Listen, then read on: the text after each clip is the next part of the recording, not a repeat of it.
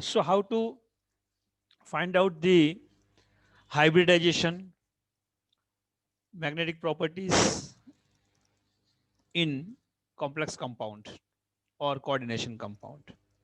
So first of all, in question, whenever this type of complex compound is given, you have to follow specific terms, rules.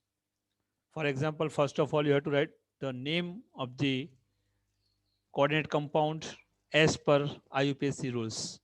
So first is 6 for 6, that is hexa. F is fluorido and CO is cobaltate. So hexa, fluorido, cobaltate. Cobaltate because F is negative ligand.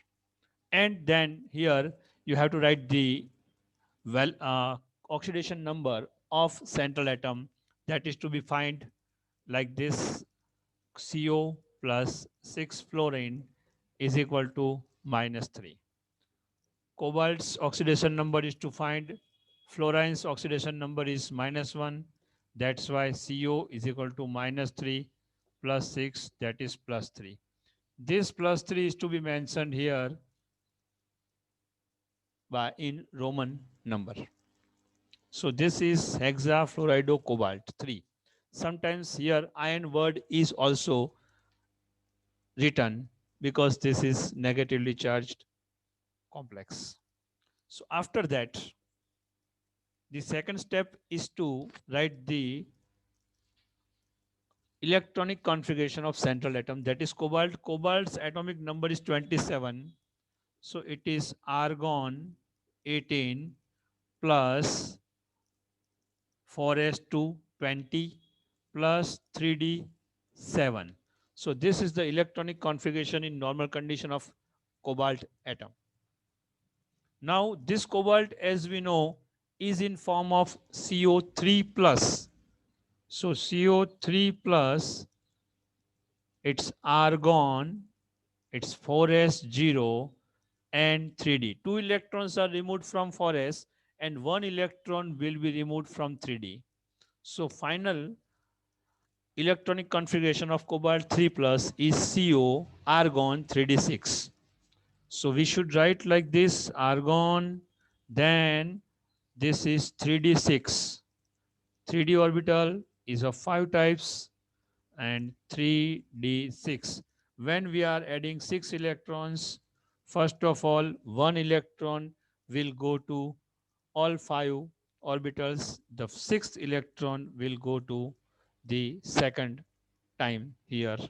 So this is the electronic configuration of CO3 plus. Now friends, fluorine is a weak ligand. Ligands weakness or strongness are differently given by CFT and VBT. So as per both, fluorine is a weak ligand. Also friends, it is a unidentate ligand. As it is unidentate, one fluorine can donate one electron pair to the central atom cobalt. So here are total 6 fluorine atoms will donate 6 electron pairs to cobalt. And how it takes place? So look at here.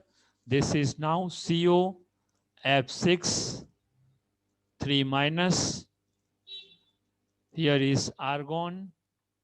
Then after the structure of 3d orbital, this is 3d orbital 1, 2, 3, 4, 5.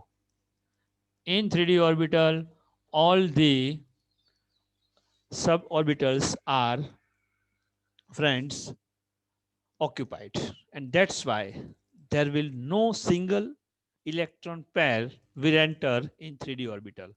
And as fluorine is weak ligand, there will be no rearrangement of electron takes place here.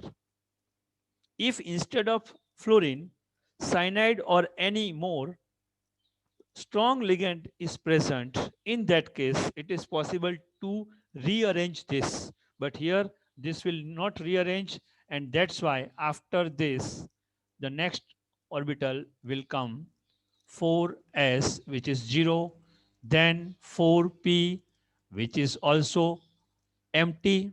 So what happened? The first electron pair will be donated of by fluorine will enter to 4s orbital. Then second electron pair will enter to 4p, third and fourth all will enter to 4p. Now 4p is fulfilled. Still, we need to enter two more electron pair because out of six, 1, 2, 3, 4 are over. So the next orbital here will be utilized, that is 4d orbital, and first this is by fluorine, this is by fluorine. So now let's check which orbitals are taking part. So this is s orbital. So 1s, that is 4s orbital is taking part. Then friends, this is 3 4p orbitals are taking part.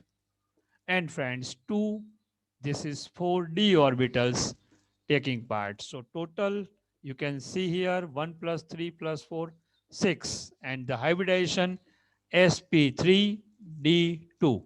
It is s power 1, p power 3, d power 2.